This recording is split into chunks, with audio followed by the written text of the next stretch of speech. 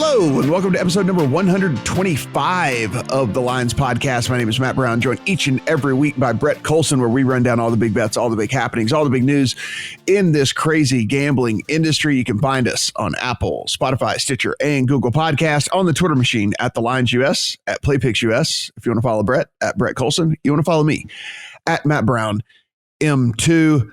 Not going to have Brad Allen this week because I don't know if you looked at the schedule yet, but Thursday Night Football is a real stinker. So no real opinion from Brad, and we'll find out if either Brett or I have an opinion on the game, but it is one of the worst that I can remember in recent memory, Brett. So not to spoil anything for the end of the podcast, but it's a pretty terrible football game on paper anyway. This could go down as one of the least watched football games, at least Thursday night football games ever. Because usually with bad teams, there's a few fantasy players who garner some attention. That's not even the case in this game. You've got Melvin Gordon, and that's pretty it. Much. Maybe Noah Fant. Maybe if you're pretty much hurting a tight end, but nobody's going to care. No, it's a bad one. There's no doubt about it. But we'll talk about it here at the end of the pod, so stick around. But first and foremost, let's talk about the NBA Finals. The NBA Finals is set to kick off. Depending on when you're listening to this, it will either be last night or today.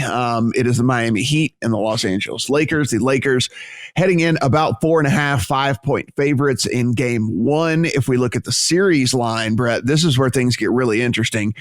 It did open up Lakers minus 400 over at DraftKings. It is now down to Lakers minus 375 on the series price here, which kind of indicates, this happens like 86% of the time or something like that, or whatever, 89% of the time, or some kind of off the top of my head. I don't find that to be the case. While I do think the Lakers probably win or win more times than not, I do not think they are a 90% favorite basically to win this series. But the only problem is, you missed the best number on the Heat. It's now down to plus 280 on the Heat. You could have gotten over 300 on the Heat when this thing first came out. So I don't know what do you do now as we sit here at minus 375 and plus 280? Yeah, there's nothing more painful than liking a side, but realizing you missed the best number by quite a bit. That's just how do you, I hate betting numbers after missing my window, but even still, I like the matchups for the Heat here, man. The Lakers have no depth. I think this is going to be a really fascinating series because you got the prototypical NBA champion build with the superstars in LA, and the opposite of that with the Heat, who they're just deep and balanced, and they play well together and they shoot well. I mean, I think this is going to go at least 6 games. I can't wait. So let me bring up something here. How many times out of 10 does this series play out and the Lakers win, and one of LeBron or Anthony Davis is not the MVP? 0. Right? 0. So my advice to people out there would be, you would have to bet $375 to win $100 on the Lakers. You can find the MVP props for the series that are out there. And what you would do then at that point. So, for example, over at FanDuel, Anthony Davis is plus 300 to win the NBA Finals. LeBron is minus 165. So you could bet $265 as opposed to $375. And if LeBron wins, then whatever, you're going to win your $100. But if Anthony Davis were to win, then you are going to get 3-1 on your money there. Just a different way to go about it, as opposed to laying 375 to win 100. Just something to think about, Brett.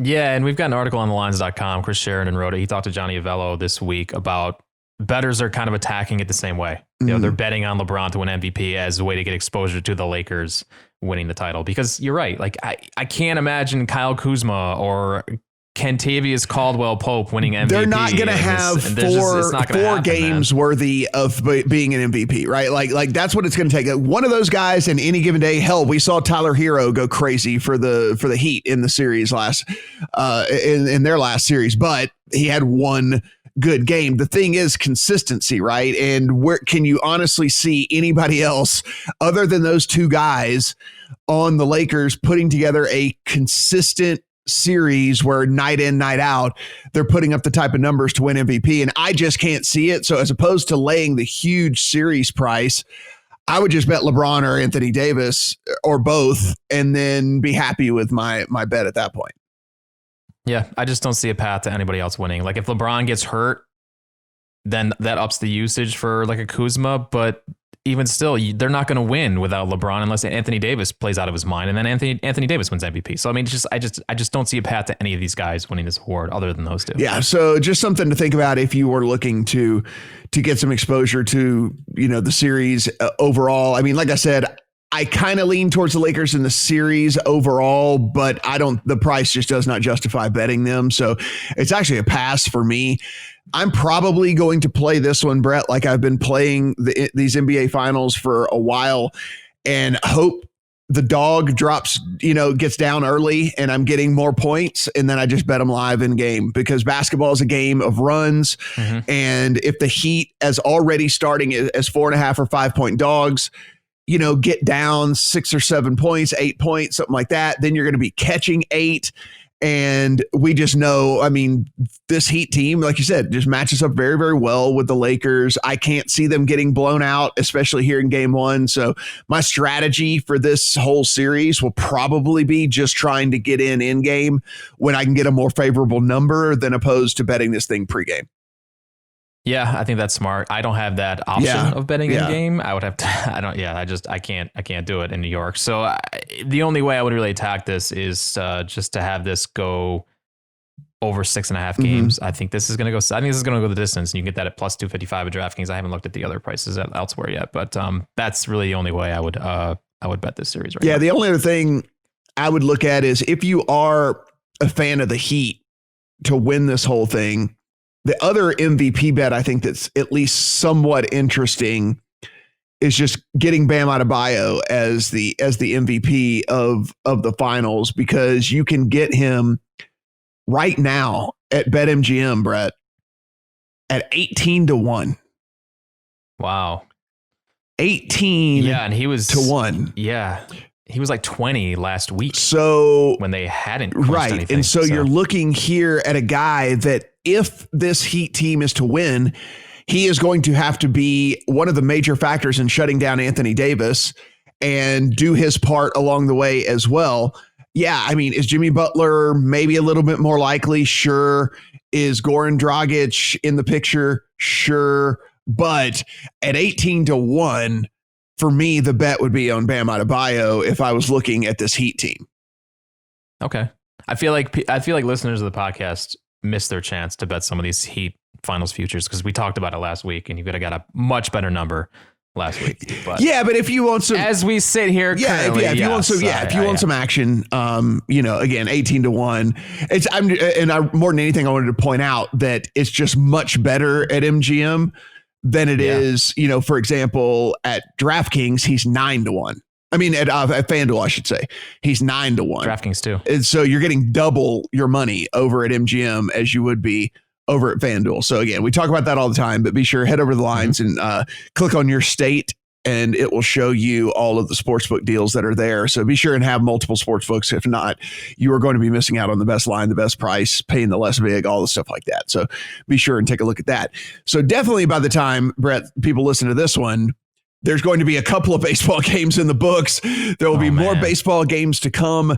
We are recording this on Wednesday morning. There are 8 baseball games going on right now in the playoffs. We might even have a team bounced by the time that you listen to this, as the Twins will be playing early on Wednesday morning. They are already down 1-0. And as you guys may or may not remember, this is best of 3. Does not matter if you were the 1 seed or not. It is the best of 3. If you lose 2 games, you go home. And basically what that has created, Brett, today is not only the Twins that could go home, but the A's could go home, the Blue Jays could go home, and the Indians all could go home after Wednesday. So there is a lot of, at least you have to figure at least one of the 4 teams is going to lose. So someone is going to get bounced at some point today. You and I both were in on the Reds. I was able to get that 40-1 futures ticket on the Reds for the World Series before they had clinched an actual playoff berth. So that was good to have in the old account there. Do you have any other baseball bets, any series bets? Do you like any of these individual games? Is there anything that you're looking at? I already had a lot of preseason exposure to the Rays and the Padres, but I did get some more money down on the Reds last week over the weekend. I bet the Reds series over Atlanta, and I put more money down on the Reds to win the World Series because I felt like they were still underpriced, and we're now seeing this price drop. Yeah. It's 22-1 at DraftKings now. I think I saw 15-1 at Circa. So there's money coming in on the Reds, and it looks like it's sharp money. And it's this team, like we've talked about for months, they are just built to do well in the playoffs. So hopefully they come through. Yeah, it was one of those things where we were talking about in this short series, being able to roll out a starting trio of Bauer, Castillo, and then Gray is something we were very, very interested in.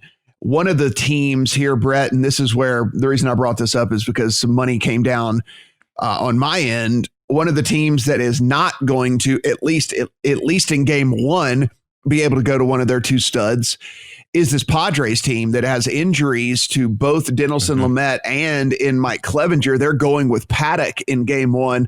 Cardinals at plus 175. It has nothing to do at all about me liking the Cardinals that much more than the Padres, and everything to do with the price here that I'm getting at nearly 2-1 on a team that does not know if they're going to have the use of their 2 best pitchers, And so for me, just getting nearly 2-1 on the series on the Cardinals was just a little bit too far, just a little bit too much for me to pass up. So I went in on that. I mean, I guess the last news that was coming out was they were playing, and I honestly heard this, Brett, aggressive catch they were playing. I don't even know what that means, but aggressively playing catch was Lamet and Clevenger. Maybe one of them goes in game 3 if it makes it to game 3. But nearly 2-1 on the Cardinals. Short series, high variance. Went ahead and took it. Yeah, the good thing about the Padres is they do have a phenomenal bullpen. So they should be, if they can get through this series and get these pitchers healthy, I think they'll be super dangerous. But yeah, I agree. I think you're getting a good price there on the Cardinals when there are some huge question marks with this Padres team. If we look and you want to bet any of the futures here over at DraftKings, no surprise, Dodgers plus 350 to win the whole thing, Yankees plus 600 to win the whole thing, Rays plus 650 to win it all. And then it gets into the White Sox at 9, Padres at 11, Braves at 12. Interesting to see the Twins still at 12 here, Brett, with considering they are down a game right now.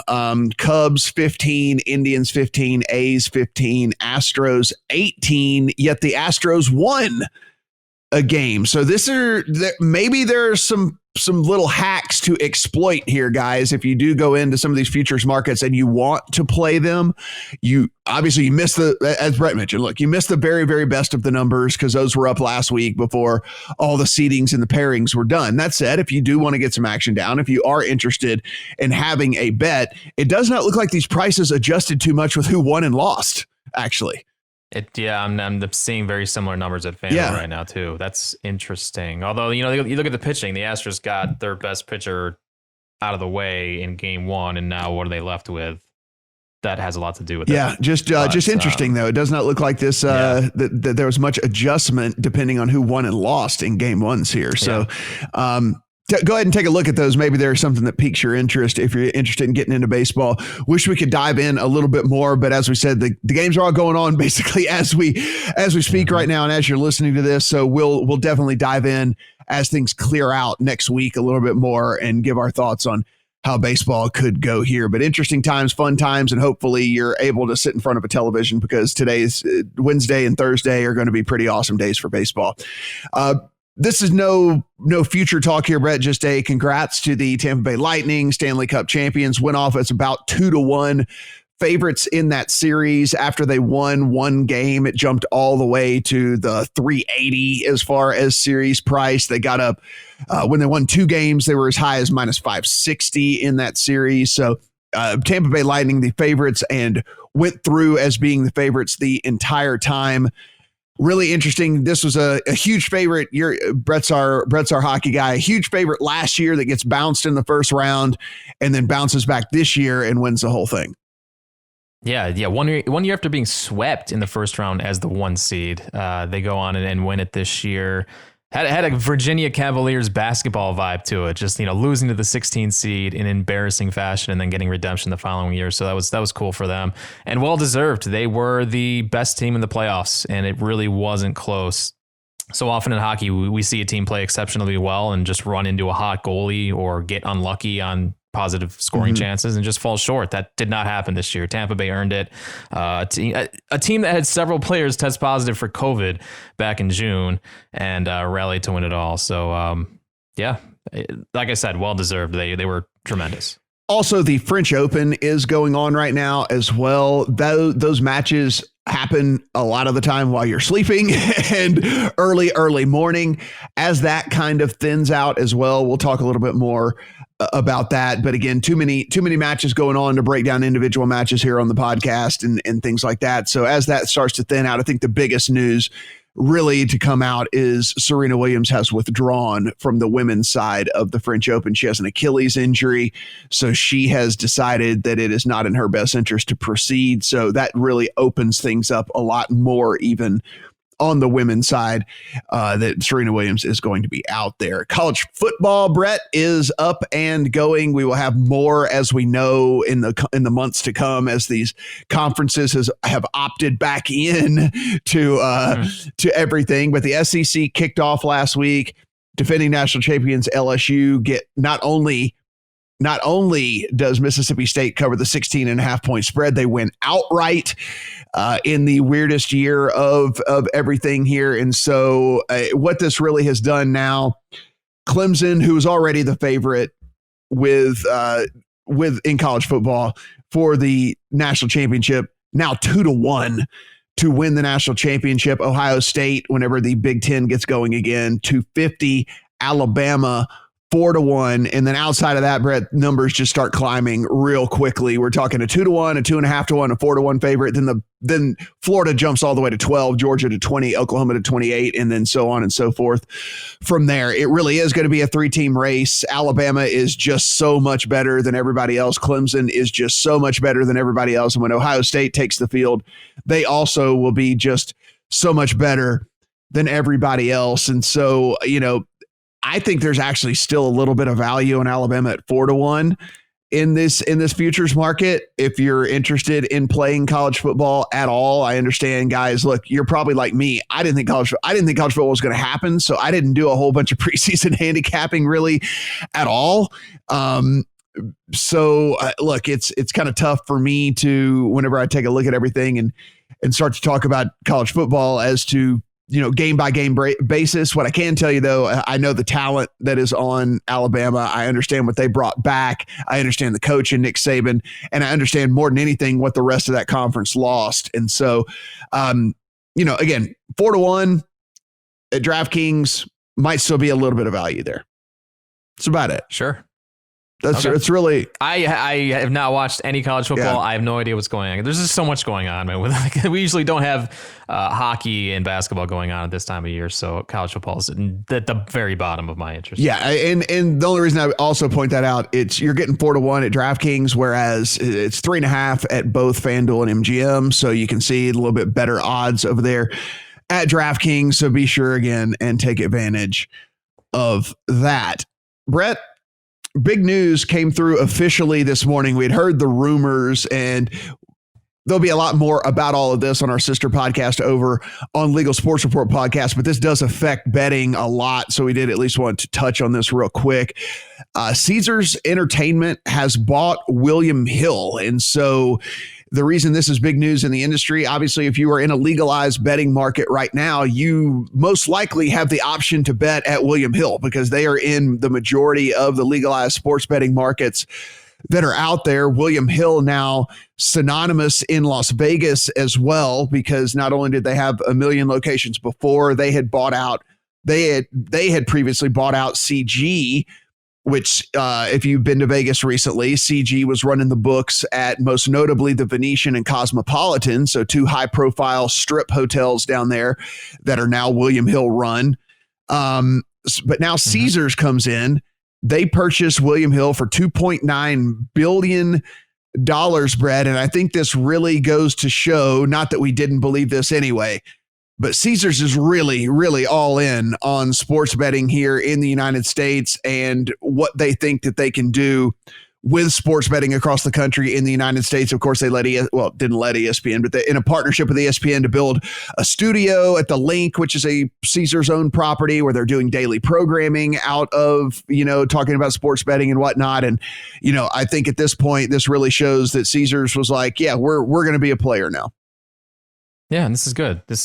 More competition is good. We're seeing now Caesars showing that they want to be a player with DraftKings and, the FanDuel, the huge forces in sports betting right now in the U.S. So, yeah, I think this is definitely an interesting move. Caesars and William Hill, they already had the joint venture in the U.S. that, allowed William Hill to take bets online and on Caesars properties. And now, it's... What comes out of this? How does this change anything with William Hill and Caesars? I would imagine, and this is just speculatory, and as more details come out, we'll certainly update you guys next week on this, but I would imagine maybe we see some sort of hybrid operation, and I could be wrong, but I imagine that at the end of the day, you might see something kind of like we see with this whole Nevada and rest of country situation with MGM as well, where there are long-time established bookmakers here in Nevada that run the Nevada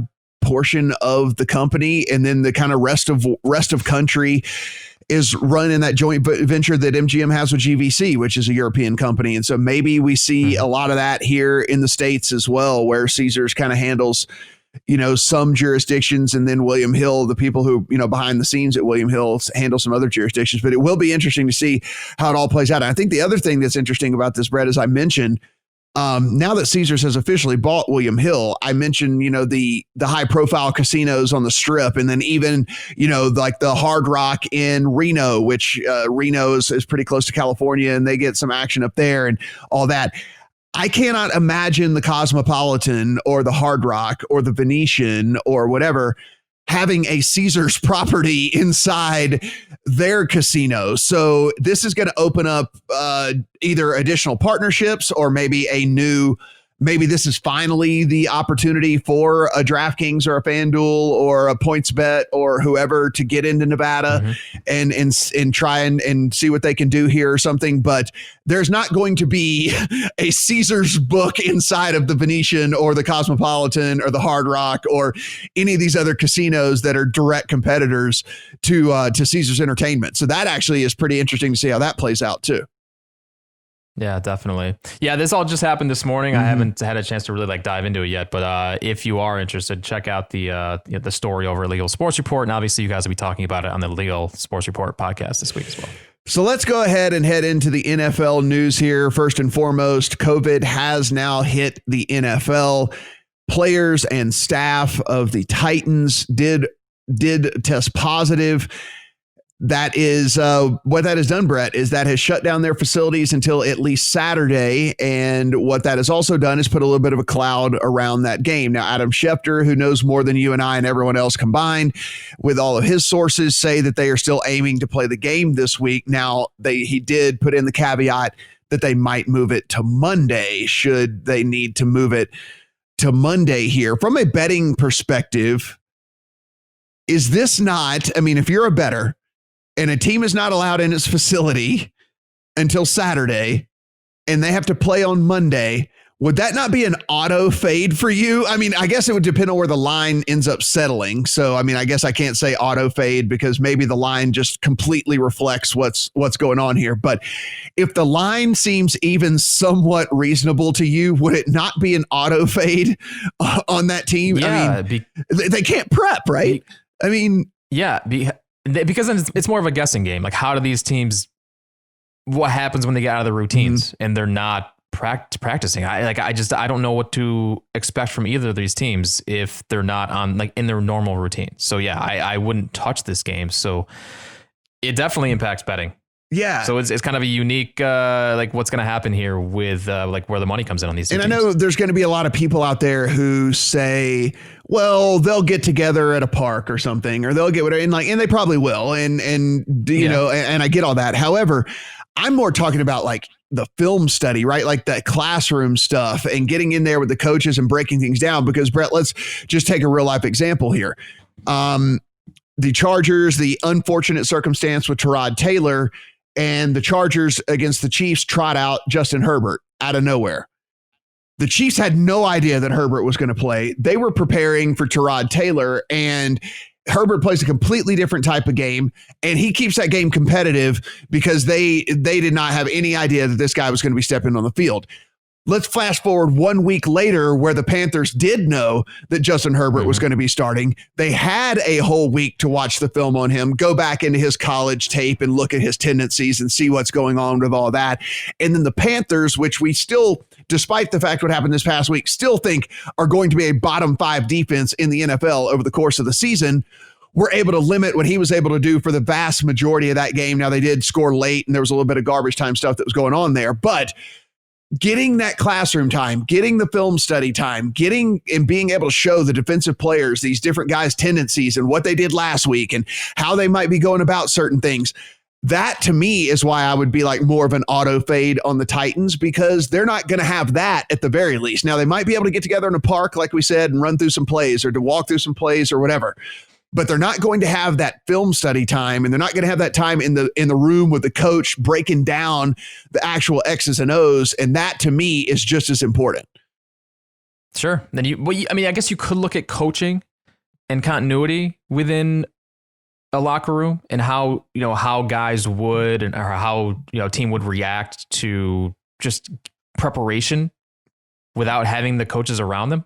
But again, like that's just too much guessing for me. I can't even go there. So I mean, you got Tomlin against Vrabel here. I don't know where the coaching edge is there. Like I just don't know. So yeah, this is a fade for me. I just too much uncertainty. This game, we should mention as we record this, is currently off the board because there is just uncertainty around the Titans team in general. That said, the Vikings did come back negative and then came back again negative this morning on Wednesday. That game is actually popped back up on the board. They did take down the Texans and Vikings for a while. It is now back up this morning.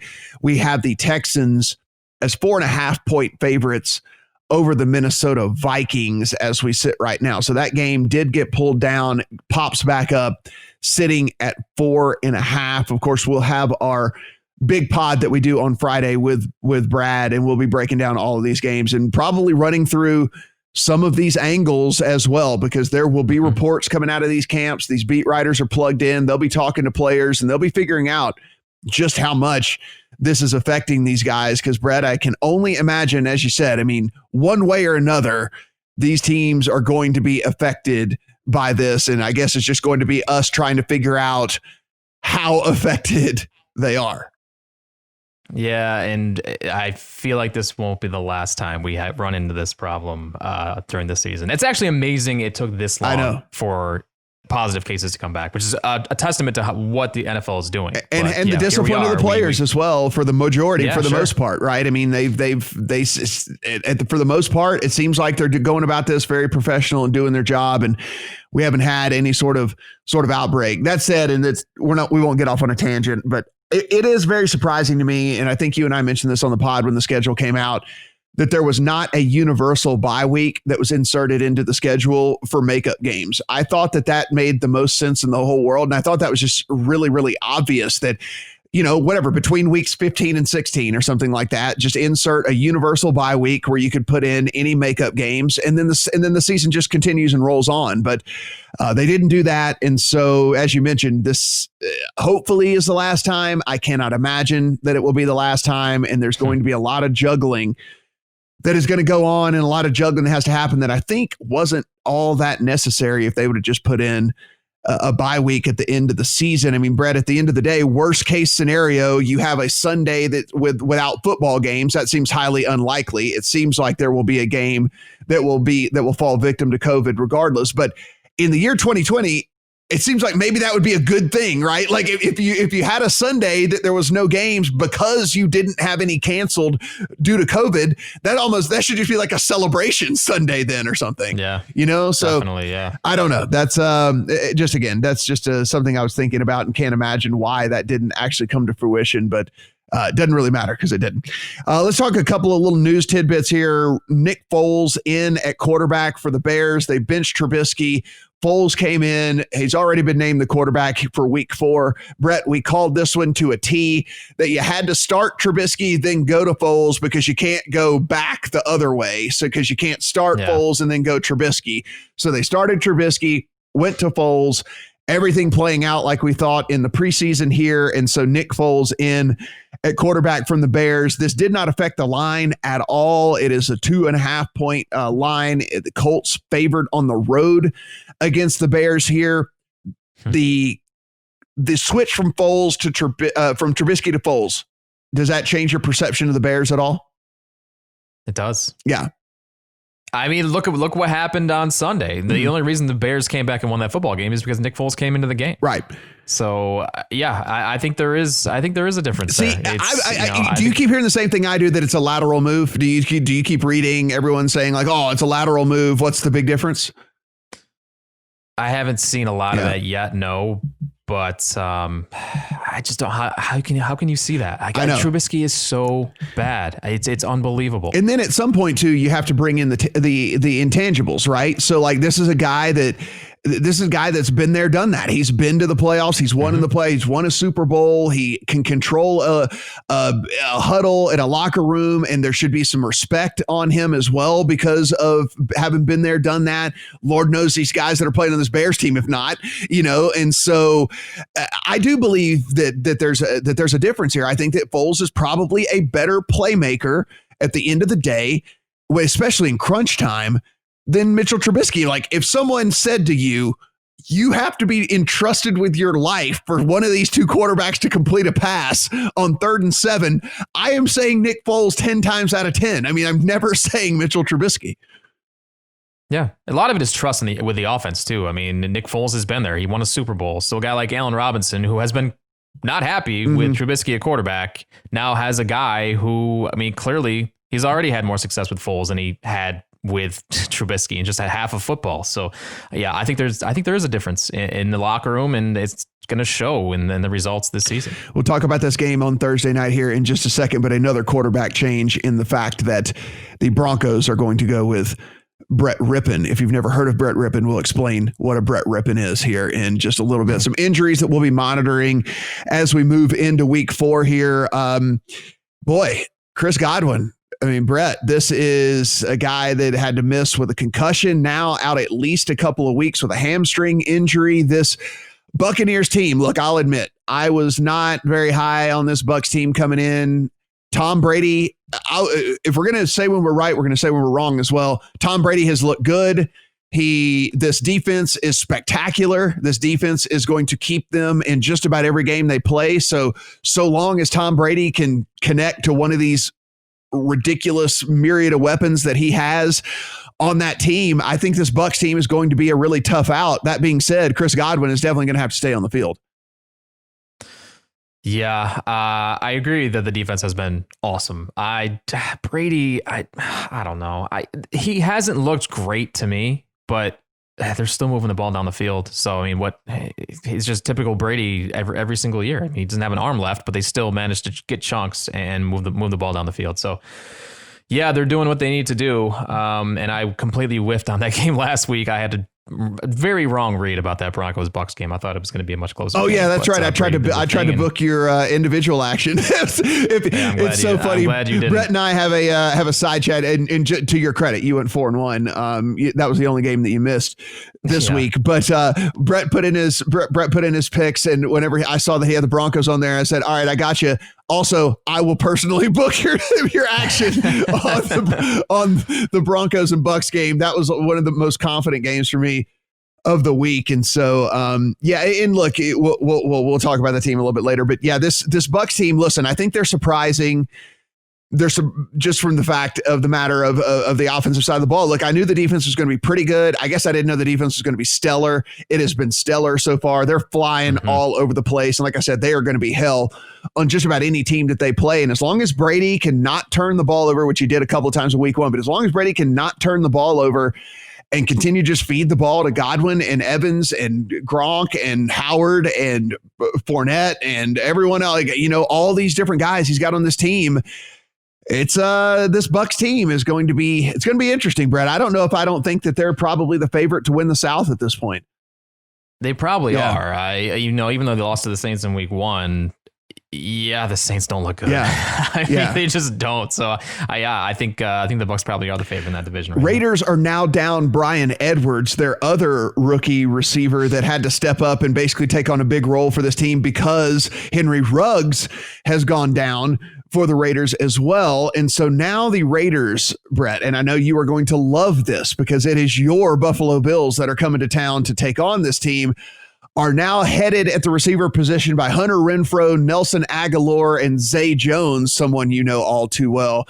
So that is the receiving core for the Raiders as we sit right now. Bryan Edwards goes down as well again.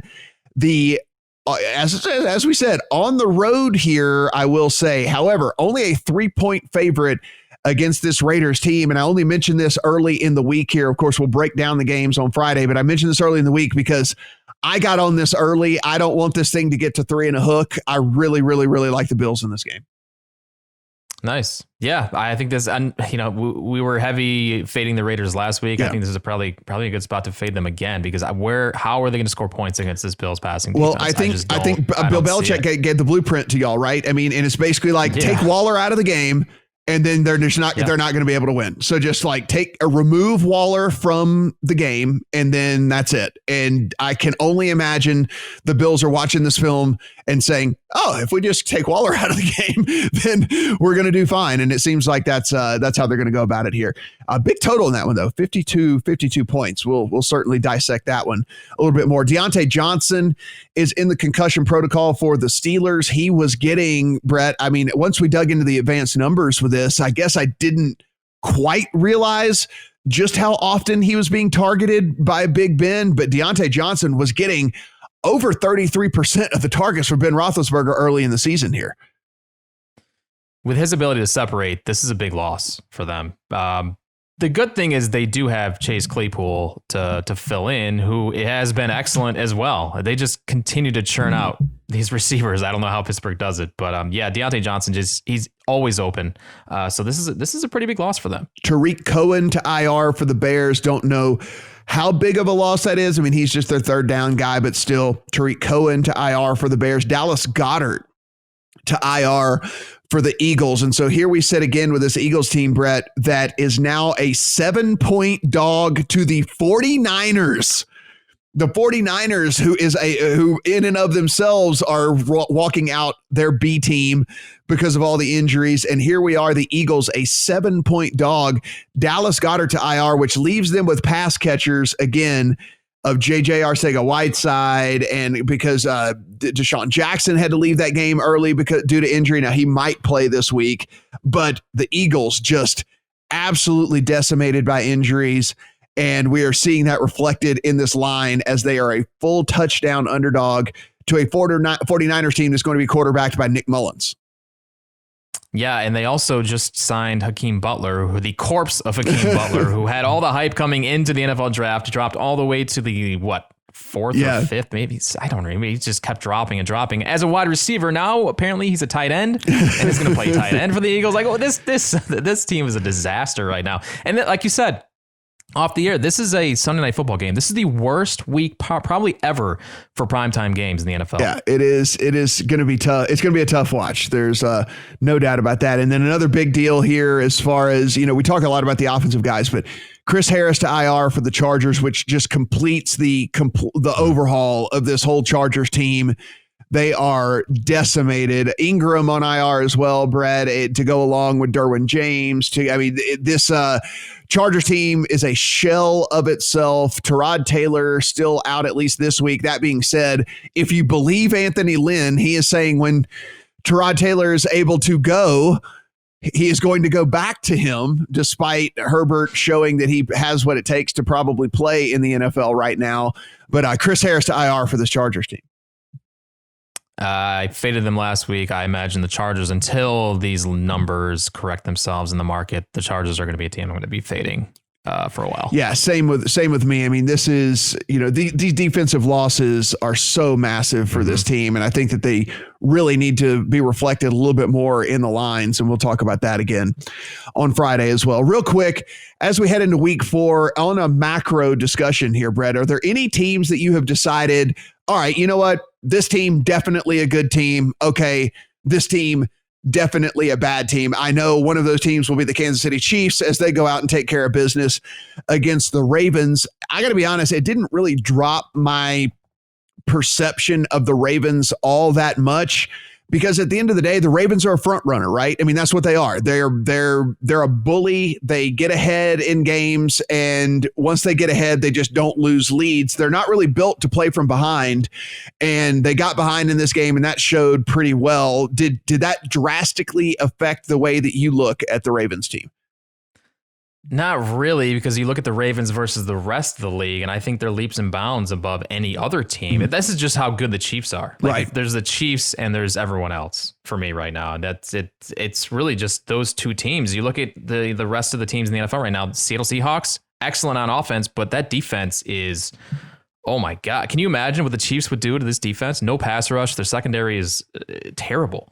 So, and they're probably, you can make the argument they're the third best team in the league right now. I mean, Buffalo has holes. Like, I don't know. Like, there's just a lot of parity in the NFL right now outside of those top two teams. So I'm waiting to see if one of these other teams steps up. I feel like we've got some bad 3-0 teams right now. Like Chicago and Tennessee are 3-0.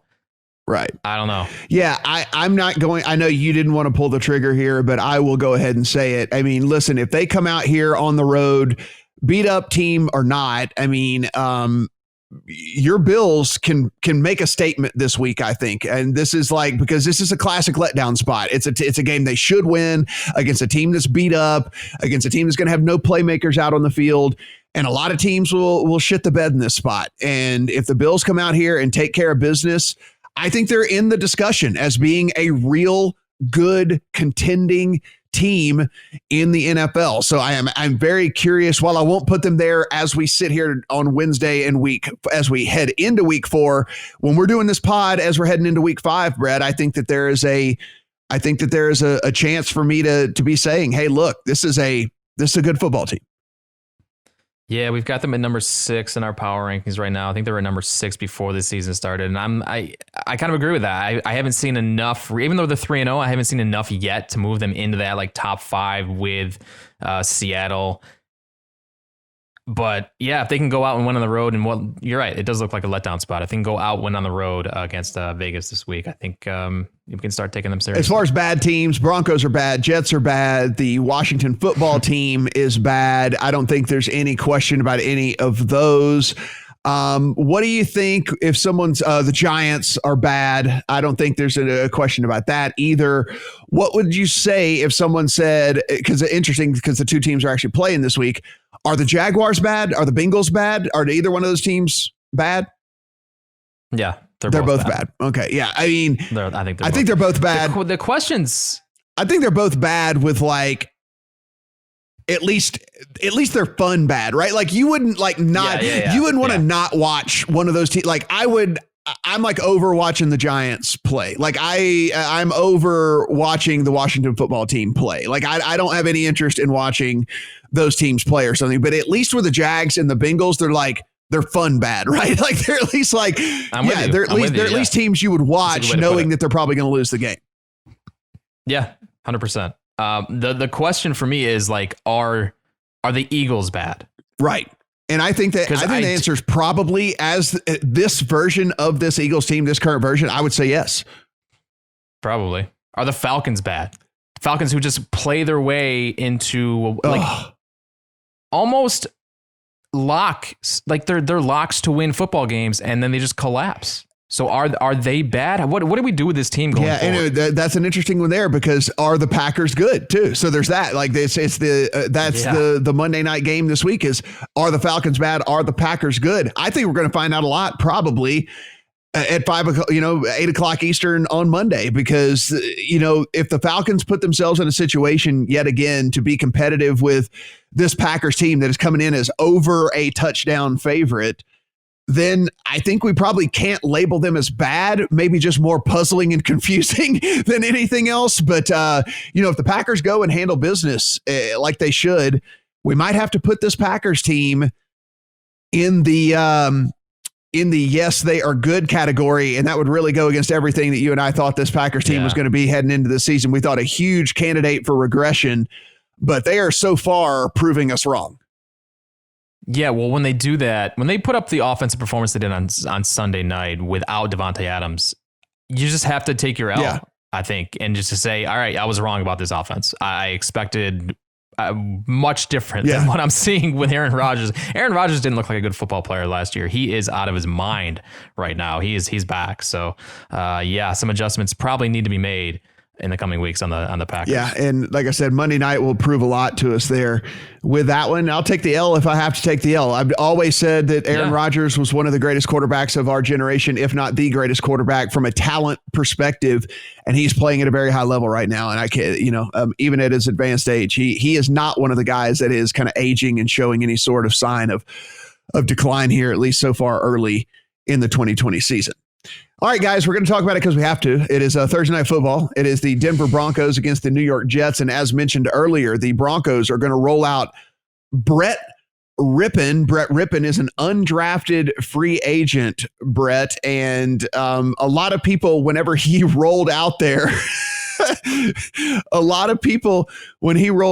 were like, what in the hell is a Brett Rypien? He was signed off of the practice squad just like hours or whatever before the game, comes in and now is going to be starting an island football game where, let's face it, there'll still be people watching, Brett Rypien at quarterback here. The Broncos, 1-point favorites. If that tells you anything, what the public thinks of the Jets, they are 1-point favorites on the road at the Jets with Brett Rypien starting at quarterback.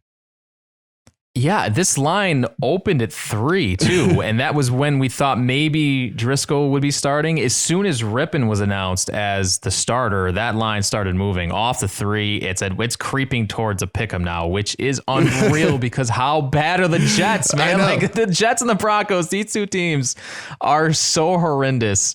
And they gave us this one on Thursday Night Football. Obviously, we didn't expect the Broncos to be this bad in week 4, but here we are. It is a 39.5 point total at MGM and FanDuel. It is a flat 40 at DraftKings. So you can also see what everybody is thinking about this game whenever you just look at the total. That does not look like it is going to have any sort of juice from the offensive side of the ball. If we take a look here, Brett, the Pro Football Focus ratings, which you and I like because these are guys that go in and they watch every single play of every game.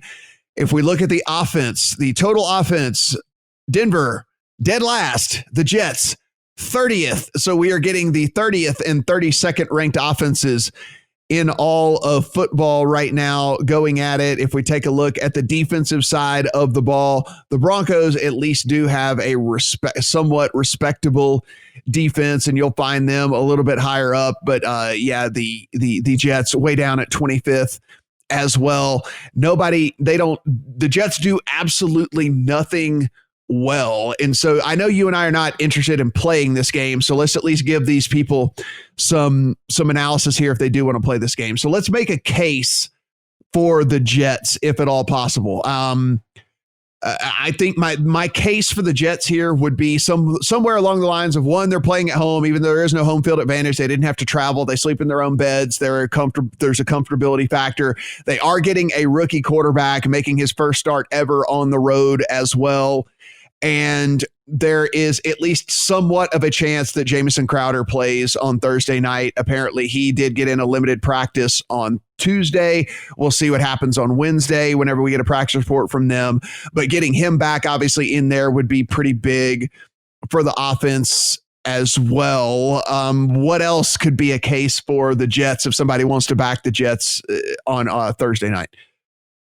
If there is a spot on this Jets schedule to get a W all season, this is it. Like, this is where they stave off the embarrassing historical season, because there aren't many spots on the schedule for this team to get a win. So I feel like there maybe is a sense of urgency here that they need to win this game against a rookie quarterback on Thursday Night Football.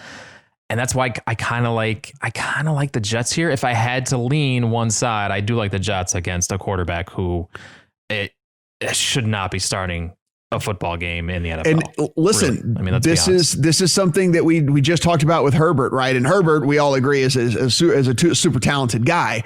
But the Jets, they are still professional football players that are going to know that they are going up against Brett Rypien and are going to be able to go in and look at film and look up what this guy's tendencies are and try and figure out how to rattle him. A rookie first start on the road in a primetime game. I'm with you. I'm not rushing to the window to play this game. I'm not looking to play this game. That being said, I would play the Jets if I had to. You know, if it came down to it, I would play the Jets in this game. I'd hold my nose and just say, like, look, at least they have their starting quarterback. At least they're playing at home. At least they're getting a rookie in his first start. As far as the total goes, it's laughable. I mean, 39.5 over at MGM and FanDuel. When you look at this, if we want to make a case here for the over or under, I guess a case for the over could just be, hey, look, it is a rookie quarterback on the road. Turnovers equal short fields, or pick sixes or fumbles equal short fields and things like that and whatever. And with a total as low as 39.5, you can even mix in some field goals, and still get to the total if you're looking for the over. So, I mean, I guess a scenario for the over would just be, hey, look, maybe these teams just keep on keeping on and we get a bunch of turnovers. Yeah, that's one way to look at it for sure. If you want to look at pace, both these teams played a pretty fast pace overall, 10th and 11th fastest in the NFL. They're both average in situation neutral, which looks like the game script for this one with the line at -1. The Jets are 14th, Broncos 19th. So I don't know. I do think Darnold will be fine here. This Broncos defense is a shell of what it was just weeks ago. No Von Miller, Casey, Boye is gone. I mean, this is not the Broncos defense that I liked coming into the season. So I think he will have opportunities, especially if Crowder plays. He'll have opportunities to move the ball down the field, but I can't. It's hard for me to get my head around either one of these offenses putting up 20 points. And a case for the under, I think we pretty much made it throughout the course of this whole breakdown. Yeah. I mean, look, it's just two completely injury-ridden teams here with offenses that are literally dead last and 30th in the NFL. No real playmakers on either side. I mean, Jerry Jeudy is going to be a playmaker in the NFL at some point, but still a little raw out there right now, running some bad routes and a couple of drops here and there. And this is his fourth game with three different quarterbacks. Right. There's where's the chemistry? I mean, his entire game is like routes and like timing and chemistry with the quarterback. And he's not going to have any of that. So like, who are the weapons on this offense? They got a bunch of rookies out there and a second-year guy in Noah Fant. Yeah, I don't think the passing game is going to get anything going on Thursday. And look, what does that lead to? Maybe that just leads to a ton more rushing, a ton more running game here. So maybe we just see a ton of Melvin Gordon in this game. And so that also could lend to an under as well.